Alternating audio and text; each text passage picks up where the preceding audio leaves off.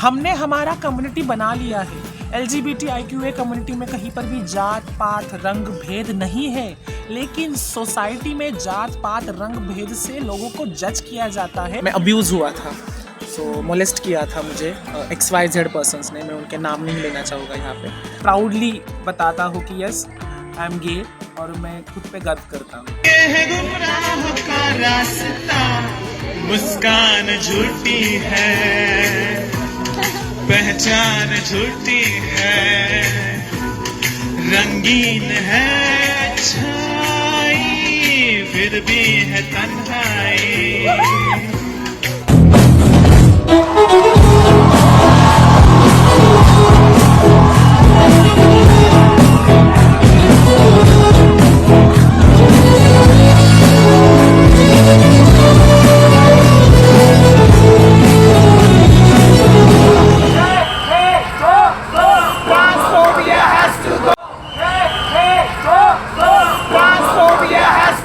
सभी को मेरा सतरंगी प्रणाम। मेरा नाम प्रीतेश संजीवनी चंद्रमणि कामले है।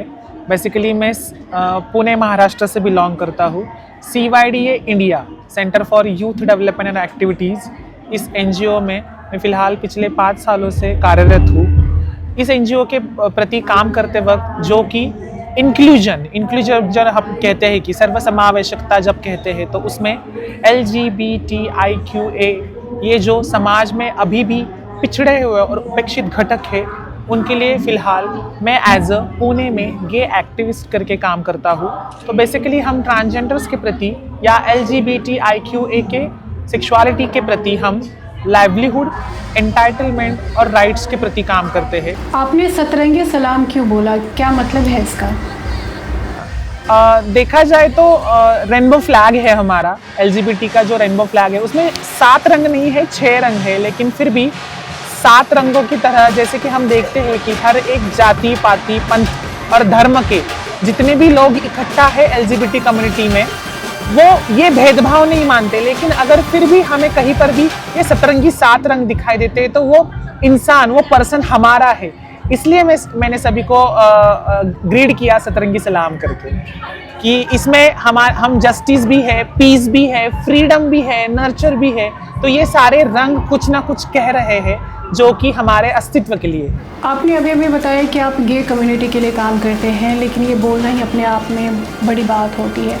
कैसे जगह बना पाएंगे सोसाइटी में? बेसिकली अगर देखा जाए, हमारा पूरा इंडियन कल्चर अगर देखा जाए तो एक पैट्रियार्कल जोन में है, और पैट्रियार्कल जोन में होने के कारण कोई भी इतना ओपनली अपने सेक्सुअलिटी के बारे में नहीं बात करता।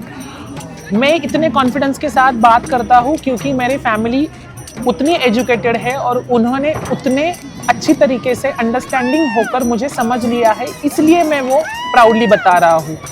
जैसे मेरे फैमिली ने मुझे एक्सेप्ट किया है, वैसे अगर हर एक फैमिली ने अपने खुद के बच्चों को, फिर वो सेक्सुअलिटी में कहीं पर भी अगर वो आता होगा, अगर उन्होंने एक्सेप्ट कर लिया, तो वो भी बच्चा कॉन्फिडेंस से उसका एडुकेशन कर सकता है और अच्छा लाइवलीहुड ले सकता है।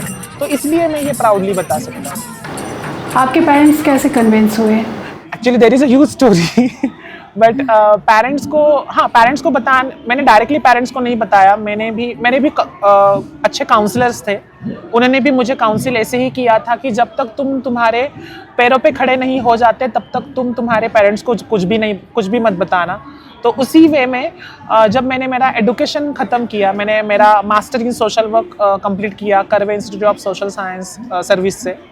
फिर जब मैं CYDA में as a intern then as a staff करके ज्वाइन किया, तो एक हौसला मिला कि चलो अब कुछ पैरों पे खड़ा हूँ। और तब मैंने मेरे पेरेंट्स को बताना जायज़ समझा कि अब वो टाइम है कि बता सकते हैं। इसके लिए मैंने थोड़ा सा टाइम भी लिया, और जो हमारा 6 सितंबर 2018 का जो 377 का वर्डिक्ट हुआ था, जो कि डिक्रिमिनलाइज हुआ, उसके बाद ही मैंने मेरे घर वालों को मेरी सेक्सुअलिटी की बात 13 अगस्त 2019 को मैंने बताई, उसी के 1 साल बाद 377 वर्डिक्ट के बाद। और फैमिली एक्चुअली शॉक में थी, बट कोई भी ऐसा नहीं हुआ था कि कुछ झगड़े या मारपीट या घर से बाहर निकाल देना वगैरह ऐसा नहीं हुआ था। उन्होंने वो अंडरस्टैंड कर लिया था। इन माई केस, मैं केस कहूँगा खुद के यहाँ पे, खुद की सेक्सुअलिटी को, क्योंकि मेरे डैड ने मुझे बहुत सपोर्ट किया है। हम कहते हैं कि हमारा इंडियन कल्चर बहुत पैट्रियार्कल है, बट उसमें कुछ पुरुष ऐसे भी है जो कि सपोर्ट करते हैं अपने बच्चों को। तो मेरे डैड ने बहुत मेरे सपोर्ट किया है मेरे सेक्सुअलिटी को लेके। ऐसे नहीं कहूँगा कि मॉम ने नहीं किया, मॉम ने भी बहुत किया, लेकिन वो एक माँ है और नेचुरली वैसे अगर देखा जाए तो उन्होंने एक्सेप्ट किया है, लेकिन डाइजेस्ट करने के लिए थोड़ा सा उनको टाइम लगेगा, एंड दैट्स प्रीटी नेचुरल। सो हाँ, मेरे मॉम डैड ने भी अभी मुझे प्राउडली एक्सेप्ट किया है और वो मेरे हर एक निर्णय में मेरे साथ होते हैं। हर एक पेरेंट्स को एक अपेक्षा होती है कि मेरे बच्चे का घर बसे। अब इसमें अगर देखा जाए तो हाँ, मेरा घर बस सकता है, लेकिन लड़के के साथ बस सकता है, ना कि लड़की के साथ। सो वो थोड़ा सा उनको भी अभी ये कन्विंस कर रहा हूँ और उन्होंने भी थोड़ा सा वो डाइजेस्ट कर लिया है। तो इन फ्यूचर अगर हो सके तो कोई अच्छा सा अगर पार्टनर मिले तो मैं सेटल हो जाऊँगा। आपको कैसा लड़का पसंद है? जो अंडरस्टैंडिंग हो और कमिटमेंट करने वाला हो।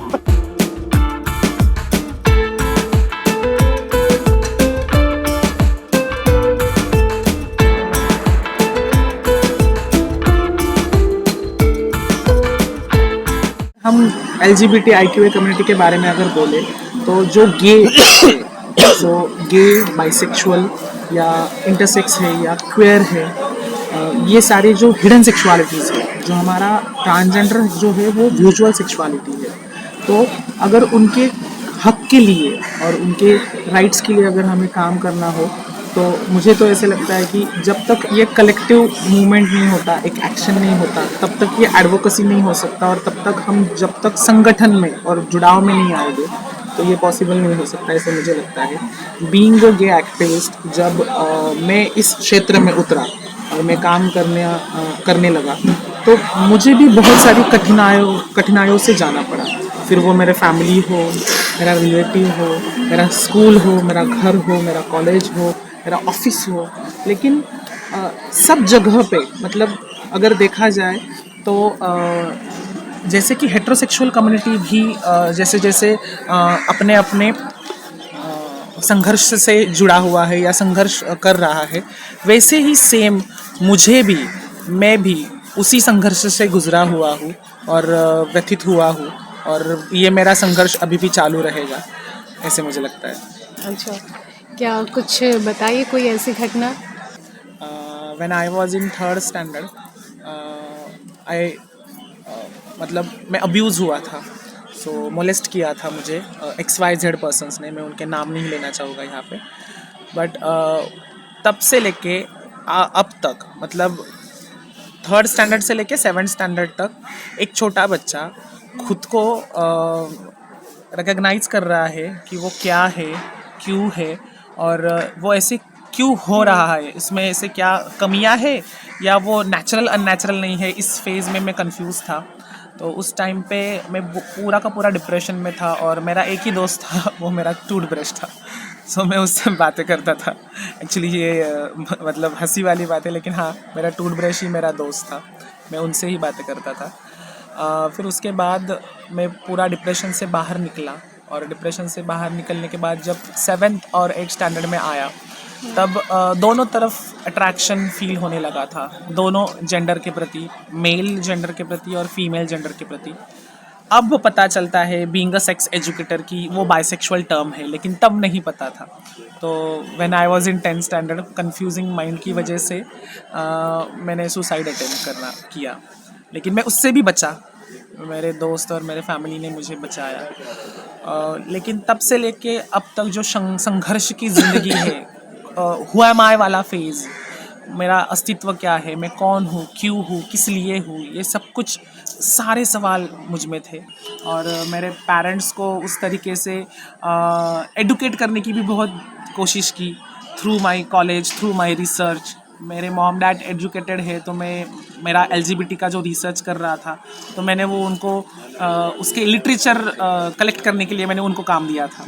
तो फिर वो टाइपिंग करने के लिए भी मैंने मॉम को कहा था। तो मैं कहीं ना कहीं पे उनको एडुकेट कर रहा था। और आफ्टर द 377 डिक्रिमिनलाइज जब हुआ, तब जब मैंने फैमिली को बताया, तो मैं कहूँगा कि प्राउडली एक्सेप्टेड किया। उनका बच्चा है तो उनके कुछ सपने होंगे कि सपना यही होता है ना कि बहू आएगी, लेकिन अब बहू नहीं आएगी, अब जमाई आएगा। सो ये हमारा ये बहुत बड़ा संघर्ष है। और मतलब ऐसे बहुत सारे किस्से हैं, मुद्दे हैं कि हर्डल्स बहुत आए। आपने बताया थोड़ी देर पहले कि आपका दोस्त आपका टूथब्रश था। हाँ, तो आप उनसे क्या बातें करते थे? मतलब हमारा जो 4 BHK का फ्लैट था, मॉम डैड करियर ओरिएंटेड थे, तो मॉम डैड अपने अपने काम पर, बड़ा भाई था वो भी देश के बाहर था। तो उस 4 दीवारी के अंदर कुछ टॉयज थे और मेरा टूथब्रश था। तो टूथब्रश मेरे मुंह में होता था जब मैं दांत घिसता था, तो बहुत सारी बातें मैं मन ही मन में और मुंह में करता था। तो वो टूथब्रश को तो बहुत फील होती थी।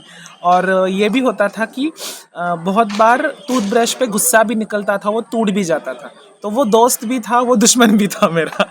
सो यही बातें होती थी कि मेरा होगा क्या, मैं क्या करूँ, मतलब मेरे जैसे मुझे कुछ बीमारी हुई है क्या, मेरे जैसे लोग ही यहाँ पे मतलब जीने के लायक है कि नहीं। तो ऐसे सारे सवाल मेरे मन के अंदर होते थे और मैं उससे बातें करता था। और कहीं पर ऐसे भी लगता था कि नहीं, अगर कोई फ्रेंड अगर मुझे कुछ मांग रहा हो या कुछ हेल्प के लिए अगर मेरे करीब आ रहा हो, तो एक फोबिया बैठ गया था, क्योंकि जो हादसा हुआ था बचपन में मेरे साथ, तो एक फोबिया बैठ गया था कि नहीं, मुझे उस दोस्त के साथ रहना नहीं है। तो ये सारी बातें स्कूल की हो या तो फिर बाहर की हो या रिलेटिव्स की हो या फैमिली की हो, तो वो सारी बातें मैं मेरे ब्रश के साथ करता था और टॉयज़ के साथ। आपने ये कैसा बैच लगाया है? ये वाला बैच, ये मेरे ऑर्गेनाइजेशन का बैच है। CYDA इंडिया करके मेरी ऑर्गेनाइजेशन है। सो ये पिछले 25 सालों से काम कर रही है युवा के प्रति और इंक्लूजन के प्रति।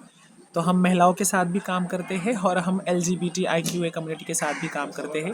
उसी संस्था में मैं इंक्लूजन यूनिट हेड हूँ। सो अगर मेरा काम का अगर स्वरूप देखा जाए तो इसमें हम राइट्स और लाइवलीहुड और एंटाइटलमेंट के लिए काम कर रहे हैं LGBTIQA कम्युनिटी के लिए।